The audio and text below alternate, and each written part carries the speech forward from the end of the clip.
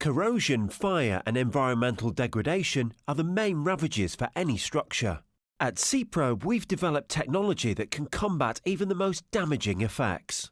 Our alkali-activated geopolymer binders are build materials, repair mortars, cathodic protection anodes, and fireproof FRP anodes. These can be precast, cast in place, formed, chased and pointed into a structure. Features such as high thermal stability are inherent in the products. Fire resistant, there's no effect on geopolymer material, even at temperatures of 1200 degrees Celsius for 5 hours. The cold is no problem either, even in temperatures as low as -15 degrees C. High compressives over 60 MPa and flexural strengths up to 9 MPa of the hardened mortars and concrete are also significant features alongside high chemical and freeze and thaw resistance.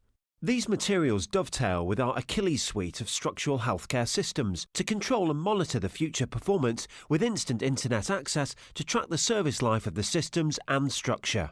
When you plan the life cycle maintenance of a structure or section of infrastructure, then think how useful and comforting it would be to have data that proves the path is being followed for its whole life. C-Probe, Structural Asset Management.